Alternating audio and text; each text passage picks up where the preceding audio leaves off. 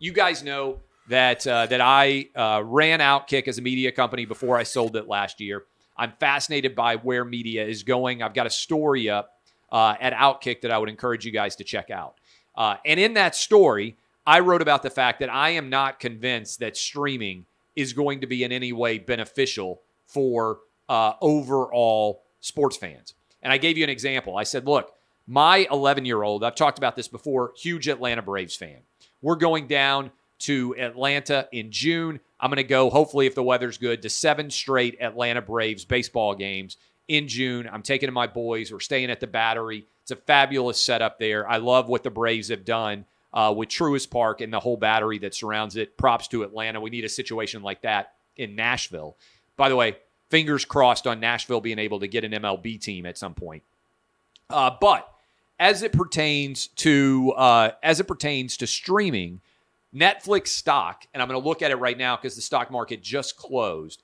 Netflix stock, and I'm unfortunately a Netflix shareholder, but I am a longtime Netflix shareholder, so I believe my company, my profit is still in there, although a lot of it went away. Netflix dropped 35% today after they announced that they lost 200,000 subscribers in their most recent quarter. And the concern here is that streaming may have reached its maximum audience, particularly in the United States and Canada, already.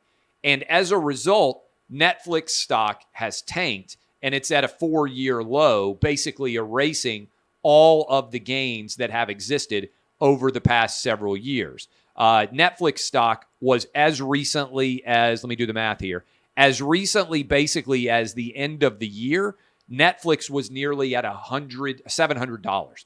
So Netflix has lost a massive percentage of its overall high. It was at nearly $701 per share. Same thing has happened to Disney, which also is beginning to tank. And the question that a lot of people are asking, which is a valid one, is streaming a good business at all?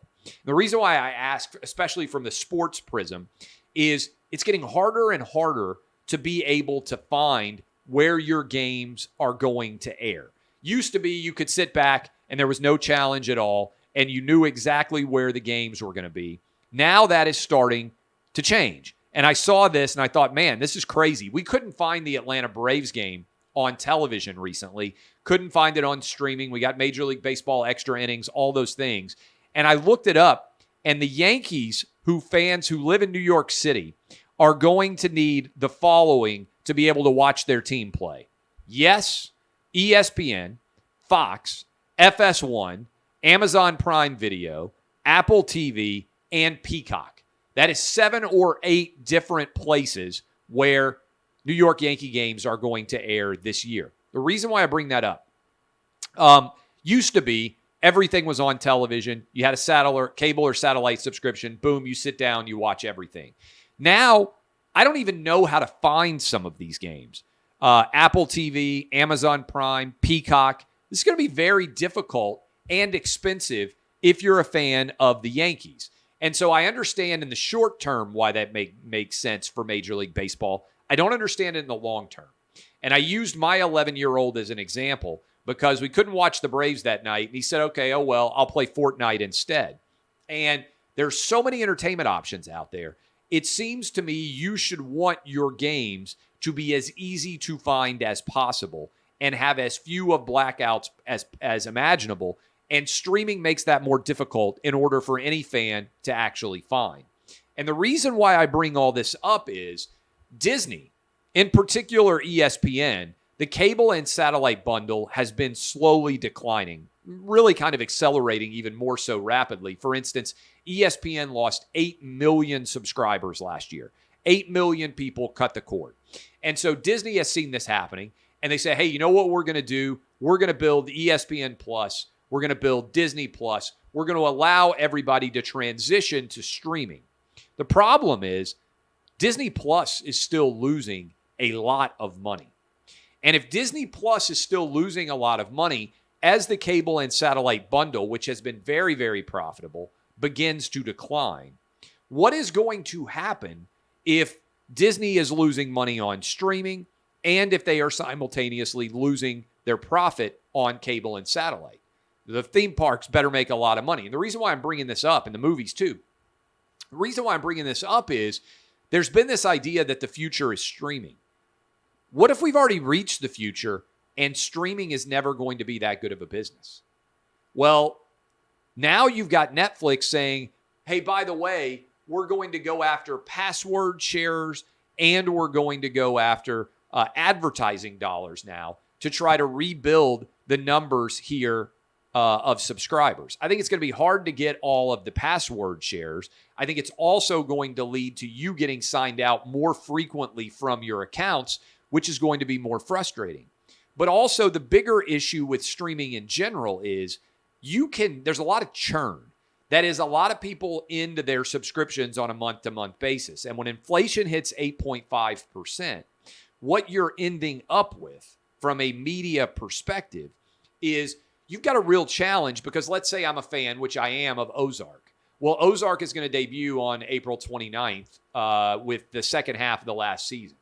And then I'm also a fan of Stranger Things. Stranger Things is coming on sometime this summer. What if I just decide to cancel my Netflix subscription and wait around for a substantial period of time until all the shows that I want to watch are all stacked up, sign up for a subscription, watch everything that I want to see in a month, and then take 6 more months off? Instead of being $150 or $180 a year, I can do Netflix for $25 or $30 a year. I don't think that is going to become uncommon.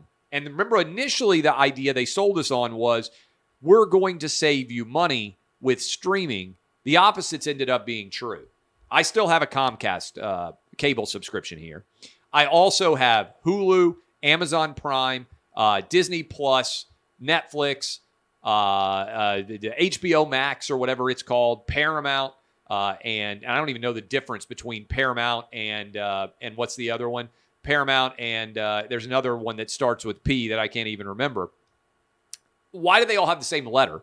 But the point is, I'm paying way more money for programming now than I ever did when I just had a cable and satellite subscription. And as a sports fan, I am having more difficulty being able to watch my favorite team's games, and I'm going to have to pay way more to do that going forward, and it's going to be more difficult. Plus, and this is a monster deal, there's a massive latency issue associated with watching games that are being streamed. That is, they're up to a minute behind, which means you can't live wager and you can't really text with friends who are watching the games on cable because they're going to be way ahead of you. And so they're reacting to the plays before you are, which defeats the purpose of watching a lot of live television programming in the first place. In other words, the bullish case on streaming, I am increasingly convinced, is going to be nowhere near as bullish as most would have anticipated.